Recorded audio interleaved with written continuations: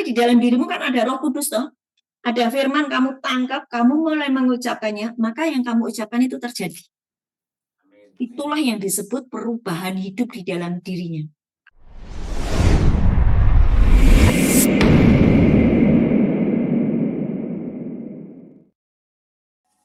Oke, hari ini saya menggantikan Pak Martin Supit yang sedang ada pelayanan di tempat lain. Shalom, salam kenal, sudah pada kenal ya, saya Ana, Bu Ana dari KPS ya. Oke, kalau saya sudah melayani di banyak lapas-lapas, terutama lewat Sumsu, dan ada beberapa juga yang onsite. Oke, hari ini kita akan belajar tentang Roh Kudus dan Firman itu bisa mengubah hidup saya. Ya, ada begitu banyak orang sudah berada di tahanan 7 tahun, 3 tahun, 10 tahun, hanya cuma pindah lapas 1, lapas 2, keluar sebentar, nanti dipindah lagi. Betul? Keluar baru sebentar dari Nusa Kambangan, 2 bulan, masuk lagi di lapas Solo, kan gitu ya.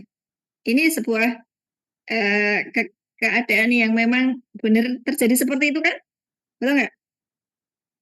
Ya. Nah, kenapa sih sebetulnya kenapa kok sudah ada di lapas, sudah dengar firman setiap hari, tetapi tidak mengalami perubahan hidup? Mari kita belajar bersama-sama ya hari ini ya.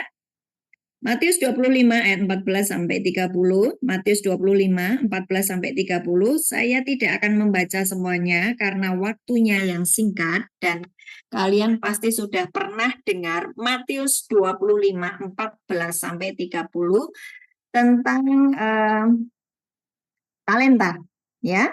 Masih ingat ya? Kalian masih ngikuti saya terus ya? Fokus ya.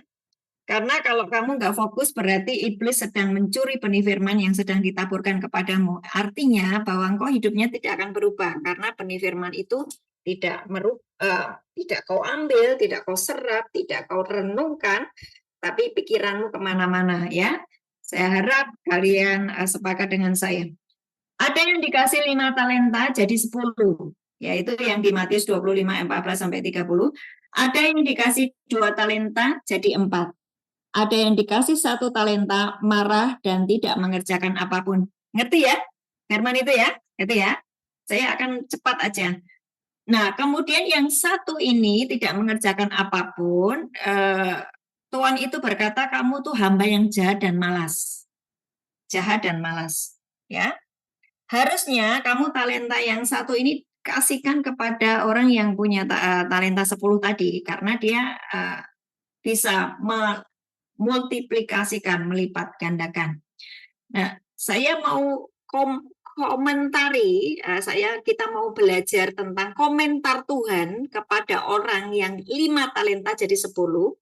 Tuhan itu berkata, baik sekali perbuatanmu, engkau setia kepada perkara yang kecil, aku akan memberikan kepadamu kepercayaan pada hal yang besar. Ya, ini artinya bahwa ada sebuah progres di dalam hidupnya. Karena dia setia pada perkara yang kecil. Sama, yang 2 menjadi 4 itu tuannya juga ngomong yang sama.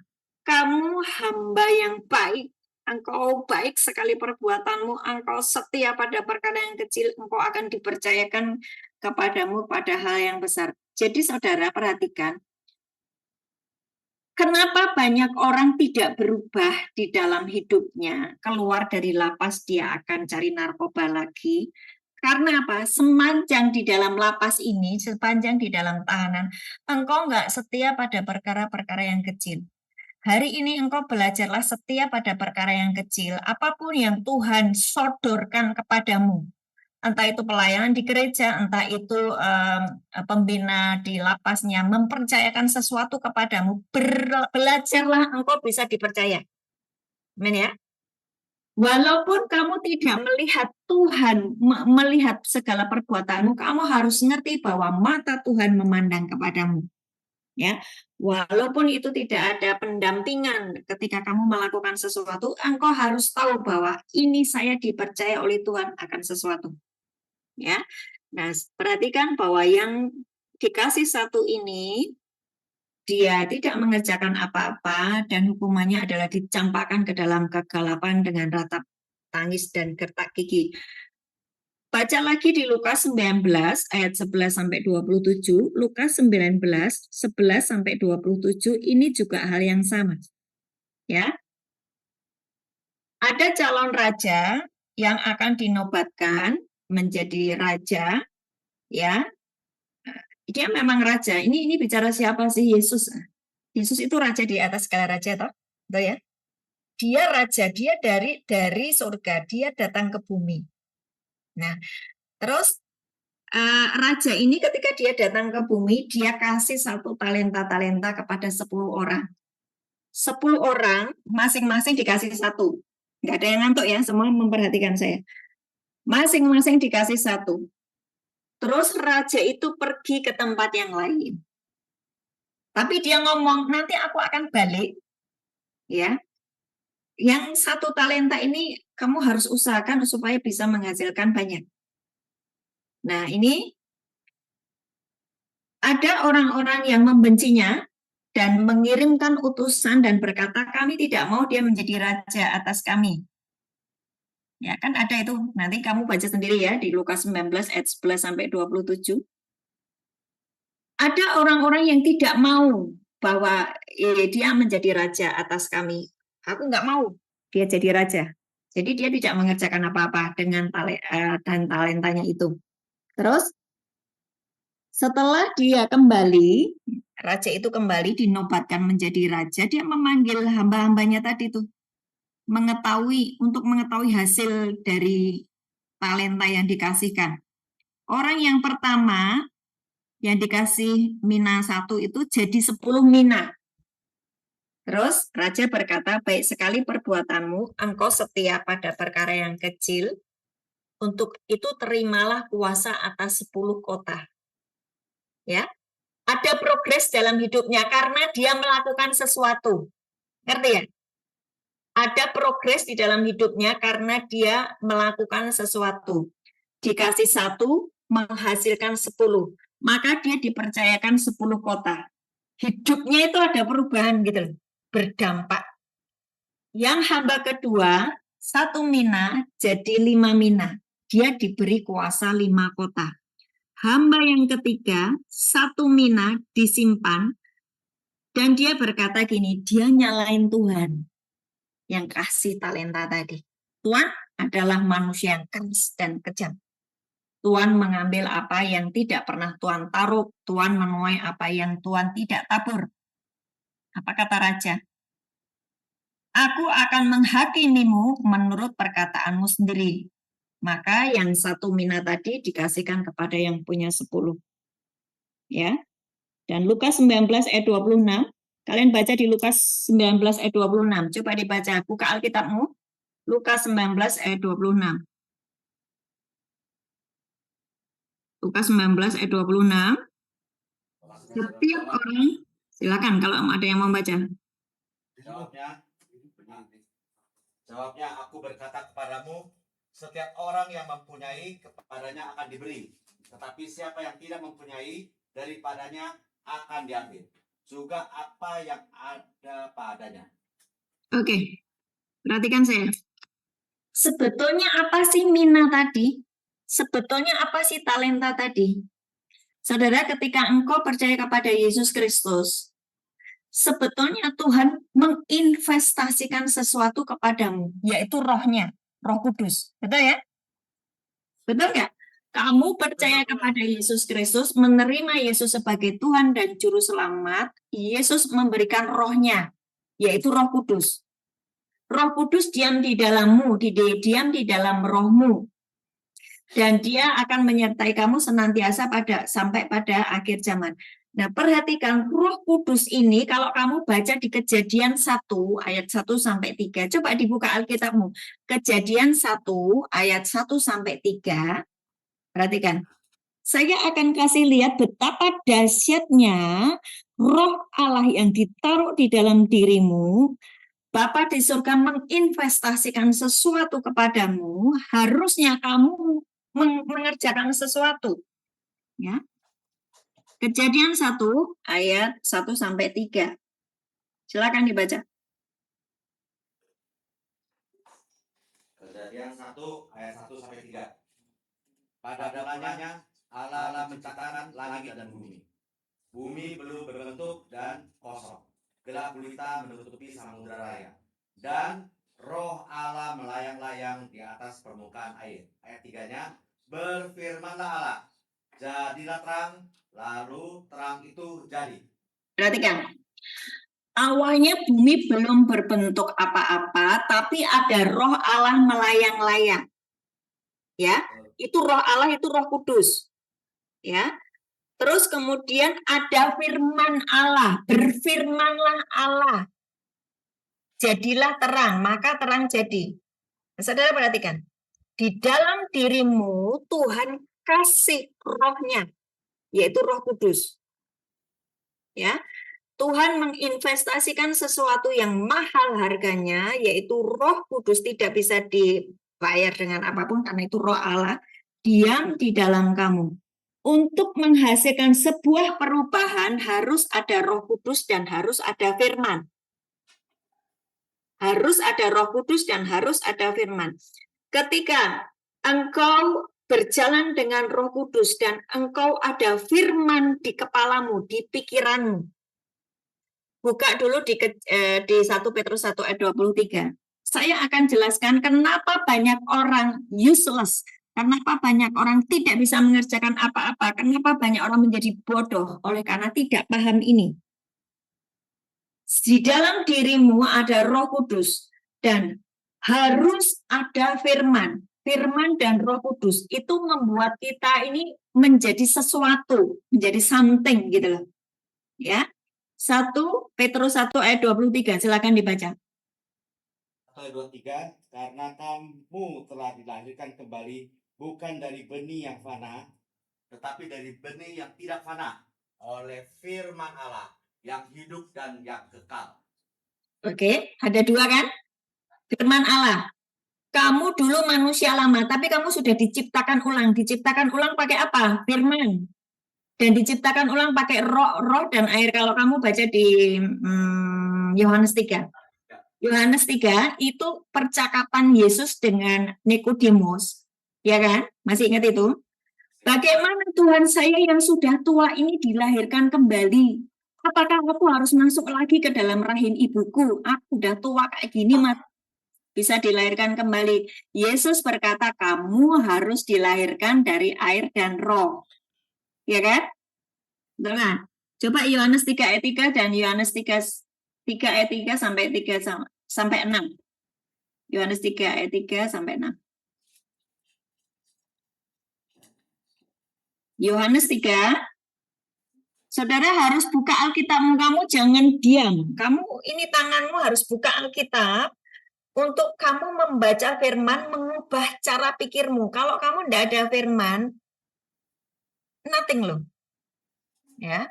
Coba Yohanes 3 ayat 3 sampai 6. Yohanes 3 ayat 3 sampai 6.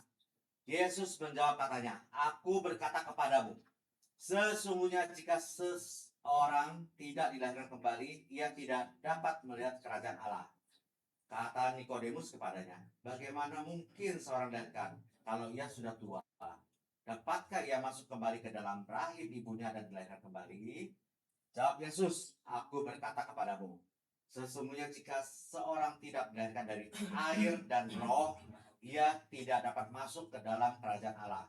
Ayat 6, apa yang dilahirkan dari daging adalah daging, dan apa yang dilahirkan dari roh adalah roh. Ya kan? Kamu harus dilahirkan kembali. Bagaimana saya yang sudah tua ini dilahirkan kembali? Apakah aku harus masuk lagi ke dalam rahim? Tidak. Kamu harus dilahirkan dari air dan roh. Maksudnya apa?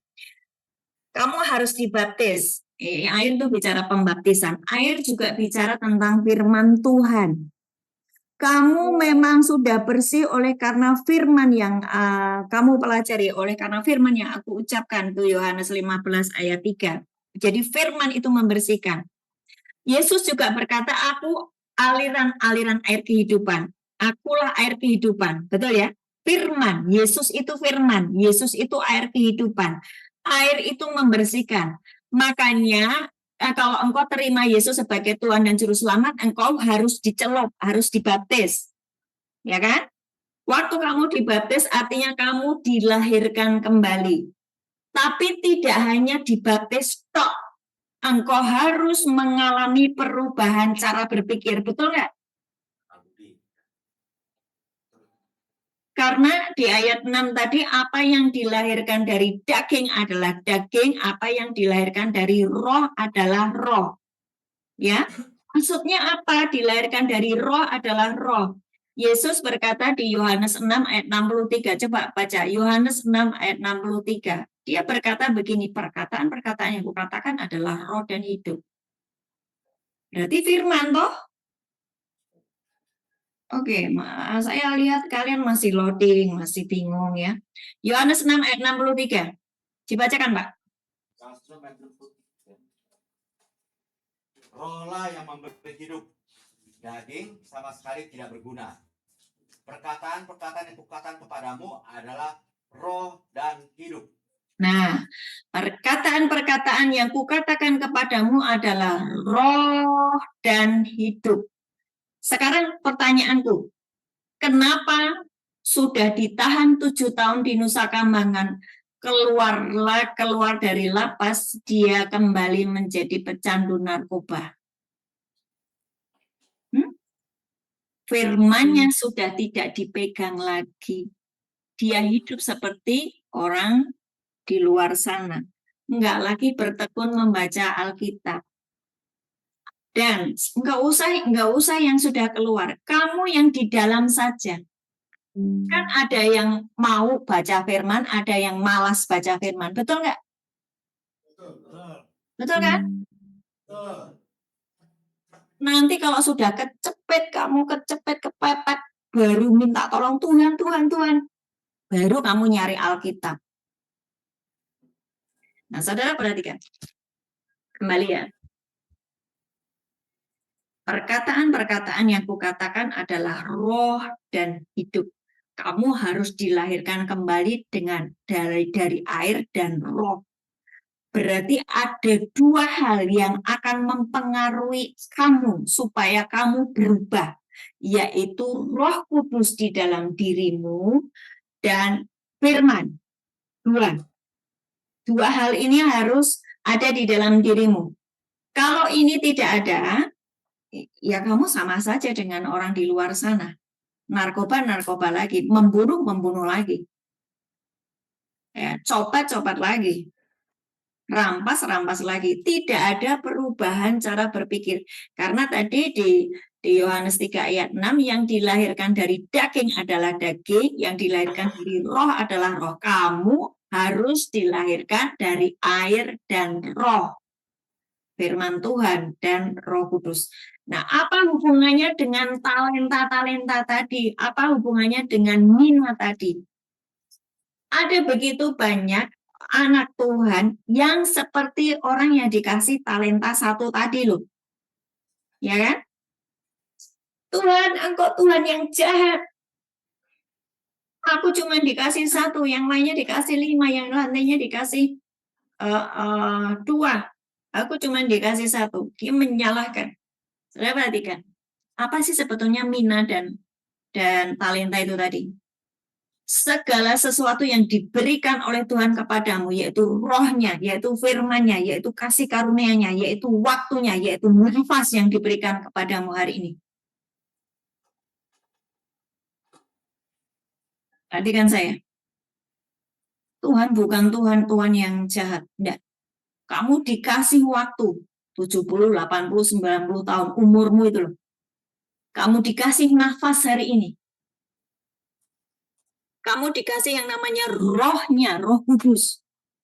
Tadi di Kejadian 1 ayat 1 sampai 3, ternyata Roh Kudus itu yang menciptakan segala sesuatu loh. Diam di dalammu. Tapi kenapa ada Roh Kudus di dalam dirimu tapi you nothing, useless. Kamu tidak mengerjakan apa-apa, tidak ada firman, benih firman di pikiranmu. Beberapa waktu yang lalu saya kayaknya menyampaikan juga di permisan bahwa pikiranmu itu rahim rohani. Ya, apa yang kamu pikirkan itu yang akan terjadi. Ayat 5 ayat 23. Apa yang aku takutkan itu yang menimpa aku. Kemudian Amsal 4 ayat 23. Di atas segala-galanya hati-hatilah terhadap apa yang kamu pikirkan karena pikiranmu mengendalikan hidupmu. Itu di versi mudah dibaca. Di TB-nya, versi terjemahan barunya berkata, jagalah hatimu dengan segala kewaspadaan karena dari situlah terpancar kehidupan. Jika kamu tidak menjagai pikiranmu, ya, jika kamu tidak menjagai pikiranmu dengan kebenaran firman Tuhan, ya berarti isinya apa kalau bukan firman Tuhan? Hal-hal duniawi. Ini kenapa mondar-mandir ya? Saudara masih mau ngikutin saya apa di close? Apa sudah ngantuk? Hah? Duduk dulu, jangan mondar-mandir, duduk. Kalau kamu mondar-mandir, saya punya persepsi, sudahlah Bu, saya tidak mau dengar lagi. Ya buat apa saya ngajari kamu? Masih ya? Duduk diam, duduk dengarkan. Saya mau kalian memiliki pikiran itu bersih, pikiran itu seperti rahim rohani. Pikiran itu kalau di Matius 13 itu seperti tanah hati. Ya. Matius 13 itu ada 4 tanah hati. Matius 13, nanti kalian baca sendiri Matius 13. Ada tanah hati pinggir jalan, ada tanah hati batu-batu, ada tanah hati semak duri, ada tanah hati yang subur. Masih ingat itu? Masih. Pinggir jalan, kamu dengar firman, keluar dari gereja, kamu udah lupa. Apa tadi Bu Ana ngomong apa? Aku udah lupa. Itu berarti tanah hatimu pinggir jalan. Ya, pikiranmu tidak siap menerima benih firman karena waktu dengar kayak gini pikiranmu ke rumah, pikiranmu ke sel, pikiranmu ke omongannya orang, enggak pada apa yang sedang diajarkan. Itu pinggir jalan. Terus kemudian tanah hati batu-batu, dengar firman yes amin, tapi tidak berakar kuat. Kamu belum merenungkan siang dan malam, sehingga itu akarnya sangat tipis karena batu-batu. Waktu ada tekanan hidup murtad. Nah, tanah hati semak duri, kamu dengar firman kayak gini, tapi hatimu penuh dengan ketakutan, kekhawatiran, kecemasan tentang kekayaan, tentang kehidupan, nanti gimana, nanti besok gimana ya. Ketakutan, kekhawatiranmu itu disebut semak duri. Artinya pikiranmu ini nggak siap dikasih benih firman Tuhan. Makanya ketika ada masalah, ambruk, murtad, kembali lagi kepada manusia lama. Paham ya? Betapa pentingnya engkau menyediakan pikiran dan hatimu siap ketika ditaburi benih firman Tuhan. Terus kamu nanya gini, Bu, gimana kalau hamba Tuhannya tuh kalau khotbah itu bikin aku ngantuk? Nggak peduli dia mau hamba Tuhan yang kayak apa. Sing penting keluar dari mulutnya itu firman Tuhan. Kamu tangkap itu, kamu renungkan setiap hari. Meskipun yang kamu tangkap cuma satu firman, jika itu benih ilahi, kamu renungkan setiap hari, kamu pikirkan, kamu renungkan, kamu dapat sesuatu. Dan kamu mulai mengucapkannya, ya. Karena di dalam dirimu kan ada Roh Kudus toh. Ada firman kamu tangkap, kamu mulai mengucapkannya, maka yang kamu ucapkan itu terjadi. Itulah yang disebut perubahan hidup di dalam dirinya. Dia menjadi manusia ilahi. Dia menjadi useful. Bukan useless. Kok kamu menghancurkan umat Tuhan yang Tuhan rela mati di atas kayu salib demi keselamatan orang itu, tapi kamu merusaknya dengan narkoba, kamu useless. Kamu jahat. Kamu adalah seperti orang yang dikasih talenta satu dan marah-marah, maki-maki Tuhan. Useless. Kamu hamba yang jahat. Tapi kalau kamu ngerti bahwa di dalam diriku Tuhan itu menginvestasikan sesuatu, yaitu rohnya. Dan itu Roh Kudus itu menciptakan segala sesuatu. Oh iya, tadi pikiranku ini rahim rohani. Aku menangkap setiap benih firman Tuhan. Aku renungkan siang dan malam. Maka Mazmur 1 ayat 1 sampai 3 terjadi toh? Berbahagialah orang yang tidak duduk di dalam kumpulan pencemooh, yang tidak duduk di dalam penipu, tetapi yang kesukaannya firman Tuhan siang dan malam.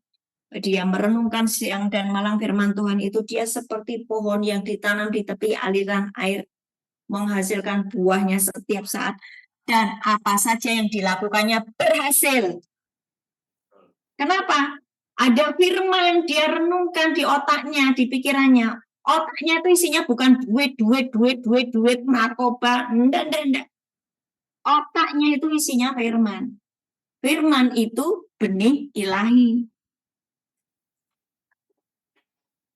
Seorang perempuan, dia bisa mengandung karena ada benih sperma dari laki-laki.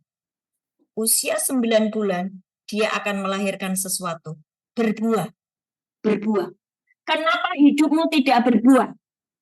Rahimmu mandul. Rahimmu, pikiranmu isinya semak duri.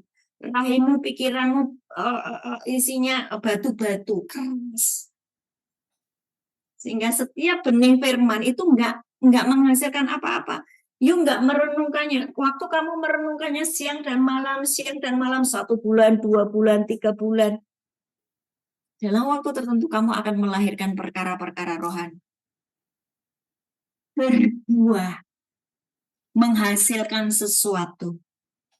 Useful bagi kerajaan Allah. Paham ya? Jadi sekarang bertobat. Ketika ada hamba Tuhan yang menyampaikan firman Tuhan, saudara, orang menyampaikan firman Tuhan itu dia nyedot waktumu loh. Dia harusnya bisa melakukan banyak hal, tapi dia harus duduk ngajari kamu loh.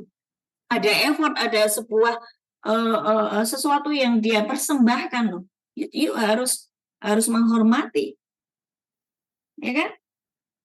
Dan apa yang disampaikan oleh hamba Tuhan itu sebuah mutiara yang berharga yang kalau kamu bisa menangkapnya, merenungkannya setiap hari di dalam dirimu, pikiranmu itu isinya firman. Bagaimana Bu ketika iblis menaruh benih lalang? Nah ini loh. Yang terjadi banyak anak Tuhan ketika iblis menyampaikan berita dusta di telinganya, dia tidak rajin mencabutnya. Apa itu benih lalang? Ketakutan, kekhawatiran, tipu daya kekayaan, pola-pola dunia. Itu lalang. Jadi hari ini kalau kamu mulai ada ketakutan, kekhawatiran, aku cabut dalam nama Tuhan Yesus. Pikiranku bersih, hatiku bersih, seperti tanah yang subur. Aku siap untuk dirubah oleh Tuhan, oleh karena benih firman Tuhan. Amin. Kamu praktekkan ini.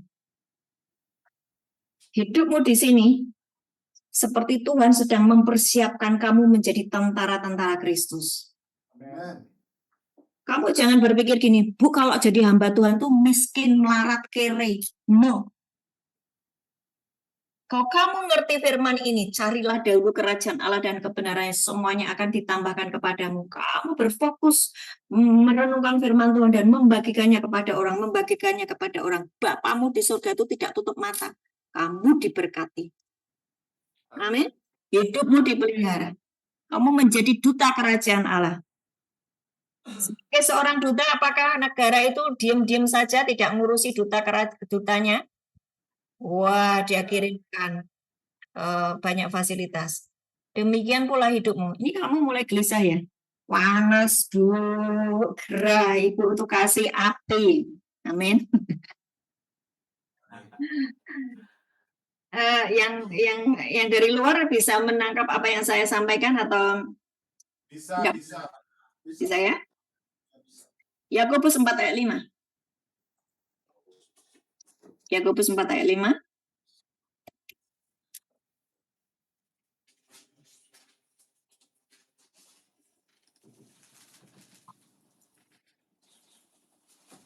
Coba dibaca. Yakobus 4 ayat 5. Yakobus 4 ayat 5.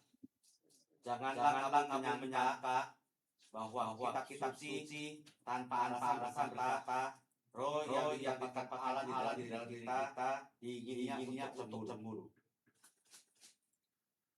Janganlah kamu menyangka, dengar ya, bahwa kitab suci tanpa alasan berkata roh yang ditempatkan Allah di dalam dirimu, di dalam diri saya, diingininya dengan cemburu. Saya akan bacakan dari versi mudah dibaca. Dari VMD itu ayatnya ngomong kayak gini, dengerin semuanya. Apakah kamu kira kitab suci tidak ada artinya? Kitab suci mengatakan roh yang disuruh Allah tinggal di dalam diri kita dengan cemburu menginginkan kita untuk dirinya sendiri. Nyanya besar. Jadi, ketika kamu terima Yesus sebagai Tuhan dan Juru Selamat, dari surga, Bapa di surga mengirimkan rohnya sendiri, yaitu Roh Kudus, diam di dalam kamu. Dan Bapa di surga menginginkan rohnya itu jika tinggal di dalam kamu, kamu berbuat menyenangkan hatinya. Amen? Itu ayat itu ngomong kayak gitu. Dia menginginkannya dengan cemburu supaya kamu melakukan kehendaknya. Saya bisa tangkap itu? Bisa. Oke. Saya tahu kamu sudah mulai gelisah. Jadi saya ngomong bahwa dibutuhkan dua hal untuk kamu bisa berubah. Satu adalah Roh Kudus, dua adalah firman. Betul? Kenapa orang tidak berubah padahal di dalam dirinya ada Roh Kudus, dia percaya sama Yesus? Karena tidak ada firman. Betul? Yang ada di pikirannya adalah duit, uang, kekayaan, seks, gitu kan. Semua yang dari dunia. Keinginan mata, keinginan daging, keangkuhan hidup. Betul nggak? Nggak ada firman di sini. Makanya dia menjadi seperti dunia. Bagaimana supaya kamu menjadi seperti Kristus? Di dalam pikiranmu, di dalam hatimu harus ada firman Tuhan yang direnungkan siang dan malam. Roh Kudus diam di dalammu. Ketika engkau berkata-kata sesuai firman-Mu, ya dengar ya, yang dihukum seumur hidup. Bagi Tuhan dan bagi orang yang percaya tidak ada yang mustahil. Tuhan bisa mengubah seumur hidup menjadi angka. Tuhan bisa mengubah hukuman mati menjadi angka. Kan dia api yang berkuasa. Betul nggak? Kan dia bisa mengatur semuanya. Dia pemilik alam semesta ini. Dia raja di atas segala raja. Raja itu kalau ngomong apa saja jadi hukum. Kalau sang raja, Yesus Kristus adalah raja dan kamu menghormati dia sebagai raja. Ketika kamu mau sepakat dengan dia, dan kamu ngomong Tuhan, aku sudah siap engkau bawa untuk keluar, aku mau menjadi saksimu, aku akan beritakan kepada banyak orang tentang engkau, dan kamu secara karakter kamu sudah selesai dengan dirimu sendiri, kamu hidup menghasilkan buah roh, kamu ngerti bahwa Roh Kudus dan firman, Roh Kudus dan firman, Roh Kudus yang firman itu yang akan mengubah hidupmu dan menyertai hidupmu. Kamu bisa berkata, Tuhan, dalam nama Yesus, tadi Bu Ana berkata, oh seumur hidup bisa menjadi angka. Dalam nama Yesus, Tuhan aku segera dibebaskan. Itu bisa terjadi loh. Karena kamu, di dalam dirimu ada firman. Mulutmu mengucap firman. Hatimu ada Roh Kudus. Bukan roh yang lain. Roh yang lain misalnya apa, Bu? Roh dusta, roh perzinahan, roh pembunuh. Itu kamu singkirkan semuanya. Karena kamu sudah manusia baru. Ciptaan yang baru. Rohmu bersih. Hanya Roh Kudus saja. Hari ini beresi. Kalau kamu masih suka marah, berarti ada roh kemarahan. Aku cabut dalam nama Yesus. Roh Kudus diam di dalam aku sehingga aku menghasilkan kesabaran. Ada penguasaan diri dalam diriku. Itu firman kan? Galatia 5 ayat 21 dan 22. Masukkan itu di dalam roh. Saudara diberkati hari ini? Amin. Kasih tepuk tangan yang meriah bagi Yesus.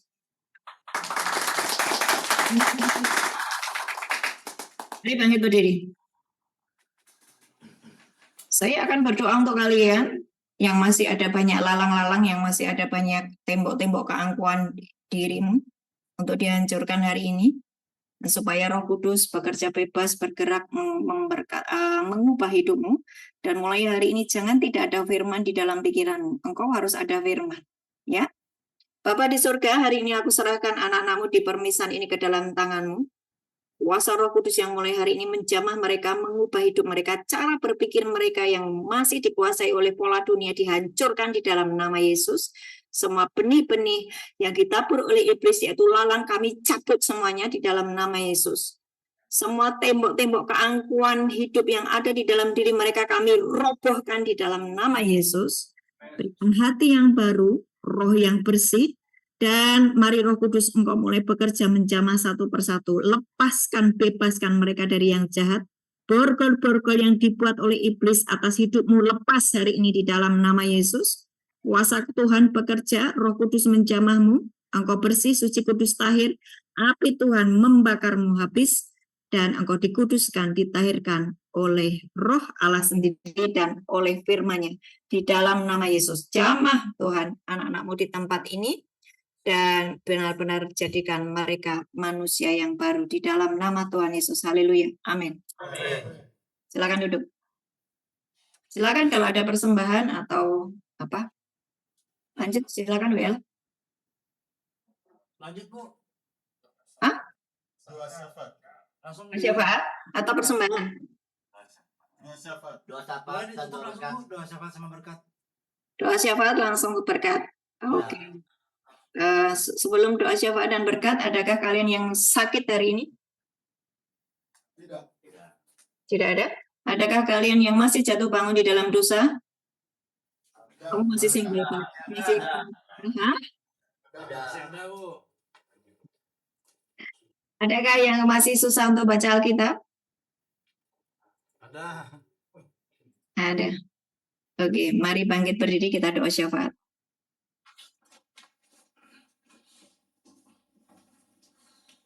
Bapa di surga, kami mengucap syukur buat pagi hari ini, siang hari ini, Engkau sudah memberikan kami firman-Mu.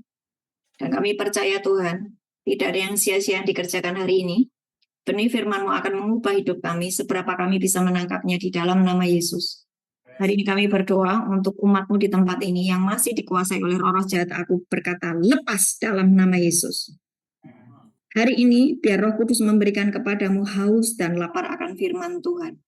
Dan aku berkata kepada iblis yang masih menguasai hati dan pikiranmu, membuat engkau jatuh bangun terus di dalam dosa. Aku berkata kepada engkau iblis, keluar sekarang dalam nama Yesus.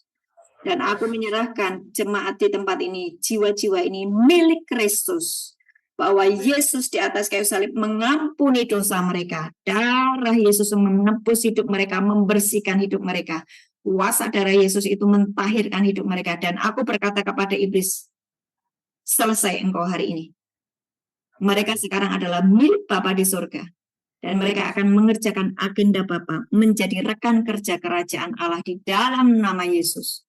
Bapak, kami berdoa untuk Indonesia yang hari ini Tuhan sedang dilanda banyak malapetaka dan bencana alam, terkhusus di Sumatera Utara, di Aceh, Tuhan, di Medan, Tuhan kami serahkan Nias ke dalam tangan-Mu. Ampuni bangsa kami, ampuni umat-Mu Tuhan, ampuni. Mereka yang sekarang kehilangan semuanya Tuhan, karena mereka tidak benar-benar hidup di dalam iman kepadamu, Tuhan ampuni mereka. Dan lewat bencana ini, biar mereka mencari Engkau sungguh-sungguh. Kami berdoa untuk orang-orang yang sudah ngeh Tuhan dengan firman. Biar mereka Tuhan, mereka menjadi orang-orang yang dibedakan dan diistimewakan. Ketika ada bencana, bencana itu tidak akan melanda mereka sebab mereka bergantung penuh pada firman. Engkau sendiri yang berfirman, aku akan membuat pembedaan antara umat yang sungguh-sungguh beribadah kepadaku dan yang tidak. Hari ini, biar kami kedapatan menjadi orang-orang yang dibedakan dan diistimewakan. Kami adalah orang-orang yang beribadah sungguh-sungguh kepadamu di dalam nama Yesus. Berkati juga Tuhan untuk para pemimpin bangsa kami, urapi mereka, berikan takut akan Tuhan. Berdoa juga untuk Kalapas di tempat ini untuk Nusa Kambangan, Tuhan berkati segala sesuatu yang masih memakai pola dunia, kejahatan yang masih ada di tempat ini, Tuhan kami hardik dalam nama Yesus. Biar kebenaran Tuhan menjangkau atas Nusa Kambangan ini. Roh Tuhan bekerja, roh takut akan Tuhan mulai menguasai semua pejabat-pejabat yang ada di lapas Nusa Kambangan ini. Khusus untuk permisan, Tuhan Engkau berkati, Engkau jamah, Engkau lawat, dan biar realita hadirat-Mu ada di tempat ini di dalam nama Yesus. Angkat tanganmu untuk terima berkat. Angkat tanganmu terima berkat. Tuhan memberkatimu dan melindungimu. Tuhan menyinari engkau dengan wajah-Nya dan memberi engkau kasih karunia. Tuhan menghadapkan wajah-Nya kepadamu dan memberi engkau damai sejahtera. Amin. Amin. Amin. God bless semuanya.